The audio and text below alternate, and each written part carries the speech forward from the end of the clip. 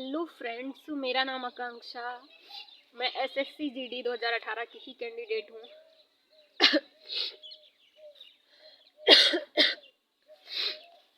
आपको बता दूँ कि क्या हुआ क्या नहीं हुआ मुझे नहीं पता, मुझे जानना भी नहीं है।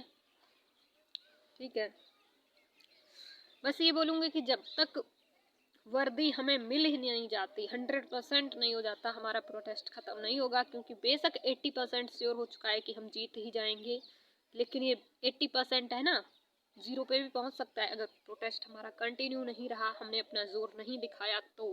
अब तक की पूरी मेहनत खराब हो सकती है। तो मुझे नहीं पता कि मीटिंग में क्या कहा गया, बताया गया, मुझे लगता है सबको पता है। मैंने पूछा नहीं और ना मैं पूछना चाहती हूँ।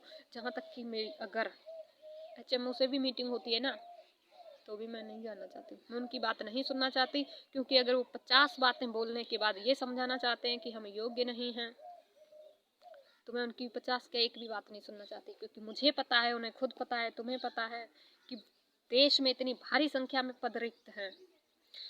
देश अमन शांति मजबूती के नाम पे सिर्फ खोखला रह गया है।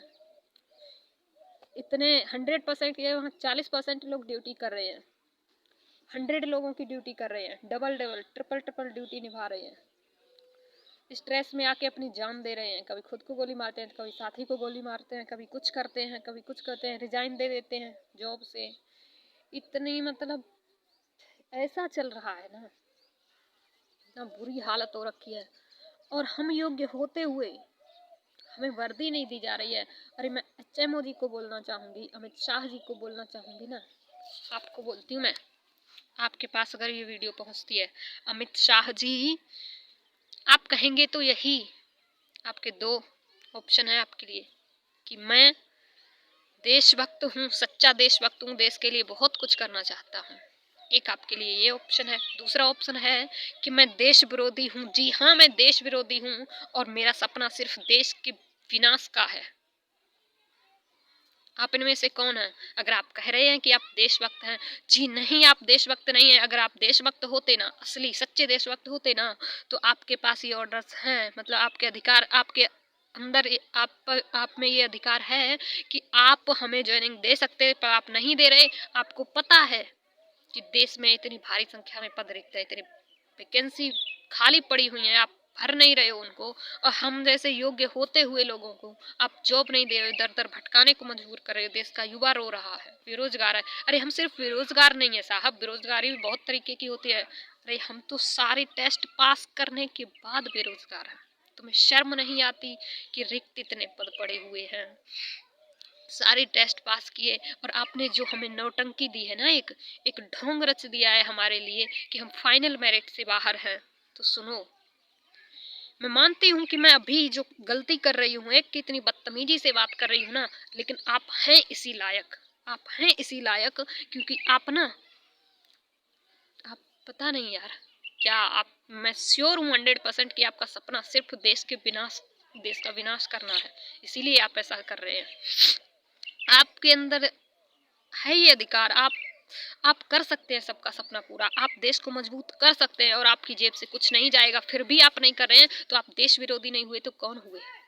आप सच में देशभक्त हैं, सॉरी, सच में देश विरोधी हैं, देशद्रोही हैं। आप अपने दिल पे हाथ रख के पूछिए कि आप ये सब कर सकते हैं, फिर भी नहीं कर रहे हैं। अरे फाइनल मेरिट लिस्ट का ढोंग ना सिर्फ तब रचा जाता है। मैं मानती हूँ एक भर्ती का एक चरण है, एक पैरामीटर है जिससे हम लोग बाहर हैं, मैं मानती हूँ। लेकिन ये हार मैं तब मानती, ये ढोंग सिर्फ तब रचा जाता जो भी पद रिक्त पड़े हुए हैं ना, ये फुल होते। 100 की 100% वैकेंसी है ना, मतलब पद रिक्त नहीं होते, पूरे फुल होते, तब भी हम योग्य हैं, पास हैं। तब हमें इससे बाहर किया जाता ना कि आप फाइनल मेरिट से बाहर हैं, हम कर लेते तसल्ली की कोई बात नहीं। हमने टेस्ट पास कर दिया तो क्या हुआ, लेकिन जब पद ही रिक्त नहीं है, समझ रहे हैं, हम पागल नहीं है, असली देशभक्त हैं। तुम्हारी तरह सिर्फ कागजी देशभक्त नहीं है। ठीक, आप हमारा सपना पूरा कर सकते हैं। आप हमारा सपना नहीं यार, हम अपनी भलाई के लिए नहीं मांग रहे हैं। अरे मैंने और क्या क्या गिनाऊं यार, मैंने और भी टेस्ट पास कर रखे हैं। ठीक है, सीटेट का कितनी बार किया है, 110 नंबर से पास किया है। लेकिन ना मुझे शौक, पैसा कमाना नहीं है मेरा शौक सिर्फ सरकारी नौकरी नहीं है। मेरा शौक सिर्फ ये है कि मैं वर्दी पहन कर देश की सेवा करूं, और जो आपने तोड़ा है और आप अभी भी पूरा कर सकते हैं, आप लेकिन कर नहीं रहे हैं पूरा। अच्छा मोदी, और आप हमारे यूपी में सपना देख रहे हैं। एक बात बता दूं मैं आपको कि मैं अपना हक लेने के लिए, अपना अधिकार लेने के लिए, अपना सपना पूरा करने के लिए यहाँ से दिल्ली तक स्ट्रगल कर रही हूँ। आप ये मत जानो, मुझे पता है मैंने क्या स्ट्रगल किया। आप ये मत जानो कि मेरे पास पैसे थे या नहीं थे। मैंने पैसे भीख मांग के किए, मैंने पैसे उधार मांग के किए, या फिर मैंने विदाउट टिकट ट्रेवल किया है वहाँ तक। कैसे किया है आप मत जानो, क्योंकि ये ज़रूरी नहीं है। लेकिन आप ये जान लो कि मैंने स्ट्रगल किया है, और 6 बार किया है वहाँ तक। खूब घूमी है दिल्ली। लेकिन अगर आपने मेरा हक मुझसे छीना, मुझे योग्य होते हुए आप जॉब नहीं मिलने दे रहे हैं, देश को इतनी ज़रूरत है, अगर आप मेरा सपना पूरा कर देते हैं ना, आप मेरा सपना नहीं पूरा करेंगे, आप एक देशभक्ति का बड़ा काम करेंगे जिसमें पूरे देश की भलाई है, पूरे देश की मजबूती है, पूरे देश के लिए काम होगा। हमें वर्दी देके पूरे देश के लिए काम होगा, ये समझ लो। सिर्फ हमारा सपना पूरा नहीं होगा, देश मजबूत होगा, देश में अमन शांति आएगी। अरे इतनी भारी संख्या में, लाखों में पद रिक्त है, हम सारे पद कवर नहीं कर सकते, उसके लिए सॉरी, ये काफ़ी हद तक कर सकते हैं। कुछ तो मजबूती बनेगी, कुछ तो शांति आएगी। एकदम भगदड़ मची हुई है। देश की शहीदों की शहादत का मजाक उड़ाया जा रहा है। उन्होंने कहा था कि कर चले हम फिदा जान तन साथियों, अब तुम्हारे हवाले वतन साथियों। उनकी आत्मा ने क्या सोचा होगा कि हम जान दे रहे हैं देश के ऊपर, और देशवासियों से जो उसका प्रतिनिधित्व करेंगे, उनसे उन्होंने उम्मीद की थी कि तुम्हारे हवाले वतन साथियों, हम इनके हवाले सौंप रहे हैं और ये अच्छा करेंगे, हमारे देश को अच्छा चलाएंगे। लेकिन तुम क्या कर रहे हो, तुम सिर्फ उनकी शहादत का मजाक उड़ा रहे हो। पद रिक्त पड़े हुए हैं, तुम एक ढोंग रच रहे हो बार बार, और कैंडिडेट्स को जबरदस्ती फेल कर रहे हो। आप शर्म करो यार, शर्म करो। अगर तुम देशभक्त हो ना, तो तुम्हें पक्का डूब मरना चाहिए, तुम्हें शर्म करनी चाहिए। और अगर तुम देशभक्त नहीं हो तो फिर बात ही अलग है। अगर आपका सपना ही है देश का सिर्फ विनाश करना, तो फिर बात अलग है। हाँ, फिर तो आप अच्छा कर रहे हो। अगर मैं वहां तक जा रही हूँ अपने हक के लिए, आप दे सकते हैं मुझे मेरा अधिकार, आप मुझे वर्दी दे सकते हैं, लेकिन नहीं मिलने दे रहे हैं। कुछ भी जुमला कस के, या तुम 50 बातें सुनाकर, 50 हमसे तुम, मुझे पता है आप इतनी देर तक मीटिंग नहीं कर सकेंगे, लेकिन अगर आप 4 घंटे मीटिंग करने के लिए तैयार होते हैं, और 4 घंटे में आप 100 बातें समझाना चाहते हैं, और अगर आपका फाइनल डिसीजन ये है कि हम वर्दी के योग्य नहीं हैं, तो भैया 4 घंटे क्या, हमें आपसे 4 मिनट भी बात नहीं करनी। हम आपकी बात नहीं सुनना चाहते हैं जी, नहीं सुनना चाहते हैं, क्योंकि हमें पता है अच्छे से कि हम बिल्कुल योग्य हैं। फालतू का ढोंग नहीं रचा जाए यार। शर्म करो अपनी सोच पर, और अपने देशभक्त कहने पे, खुद को देशभक्त बताने पे।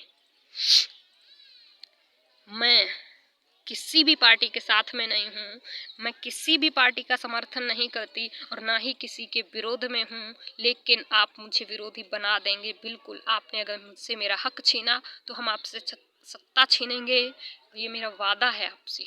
आप जो भी हों, ठीक है। अगर मेरा हक मुझे नहीं मिला, आपने मेरा सपना तोड़ा, मुझसे मेरा हक छीना, तो मैं बताती हूँ 75 डिस्ट्रिक्ट है यूपी में।